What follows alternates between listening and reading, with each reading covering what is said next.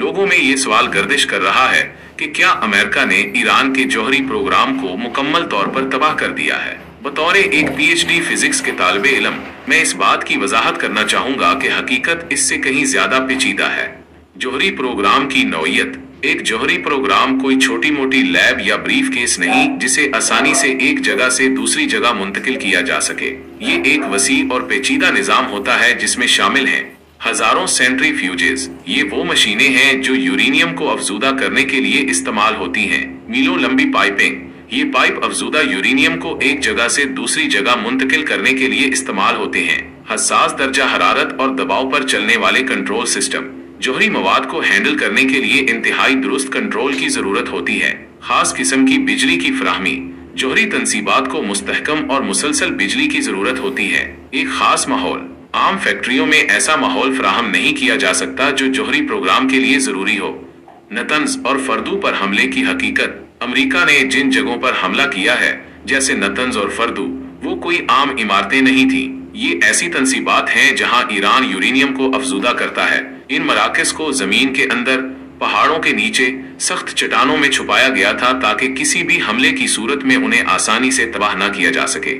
ये दुरुस्त है कि बंकर बिस्टर बम जैसी टेक्नोलॉजी मौजूद है जो जमीन के अंदर 50 से 60 मीटर तक जाकर धमाका कर सकती है। ताहम एक या दो बम पूरी तनसीब को मुकम्मल तौर पर तबाह नहीं कर सकते, खास तौर पर जब वो जगह पहले से हिफाजती लिहाज से मजबूत बनाई गई हो। सैटेलाइट की तस्वीर और आलमी रिपोर्ट्स भी यही बताती हैं कि सिर्फ ऊपरी इमारतें मुतासिर हुई हैं जबकि असल मशीनरी जो जमीन के अंदर है वो अपनी जगह मौजूद है।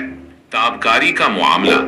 कुछ लोग ताबकारी के फैलाव के बारे में भी सवाल कर रहे हैं। ये समझना जरूरी है कि वहाँ कोई फाल जौहरी रिएक्टर नहीं था, ना ही कोई फ्यूल रॉड्स और ना ही कोई जंजीरी तामुल जारी था। इसलिए वहाँ से ताबकारी के बड़े पैमाने पर फैलने का कोई इम्कान नहीं था। क्या ईरान का जौहरी प्रोग्राम खत्म हो गया है? नहीं, ईरान का जौहरी प्रोग्राम ना तो खत्म हुआ है और ना ही इतनी आसानी से खत्म होगा। ईरान के पास अभी भी मुंदरजा झैल 5 बुनियादी चीजें मौजूद हैं जो किसी भी जौहरी प्रोग्राम को दोबारा खड़ा करने के लिए काफी हैं। 1. यूरेनियम खाम माल अभी भी दस्तयाब है। 2. सेंट्रीफ्यूजेस यूरेनियम को अफजूदा करने वाली मशीनें मौजूद हैं। 3. साइंसदान जौहरी प्रोग्राम को चलाने और तरक्की देने के लिए माहिरीन की कमी नहीं है। 4. सिस्टम का डिजाइन प्रोग्राम का बुनियादी ढांचा और मंसूबा बंदी मौजूद है। 5. अज़म और वक्त ईरान के पास इस प्रोग्राम को जारी रखने का पुख्ता अज़म और उसे दोबारा शुरू करने के लिए वक्त है। जौहरी तबाही के आलमी असरात। अगर ईरान के किसी एटमी प्लांट को मुकम्मल तौर पर तबाह कर दिया जाए तो इसके असरात सिर्फ ईरान तक महदूद नहीं रहेंगे।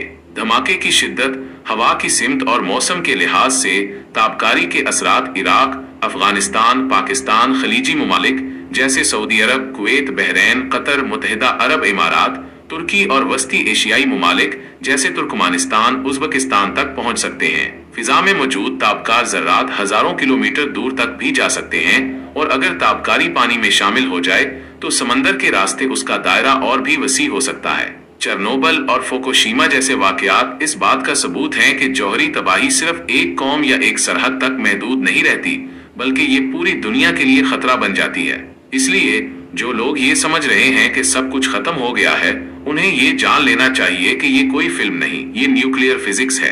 हकीकत इससे कहीं ज्यादा पेचीदा और संगीन है।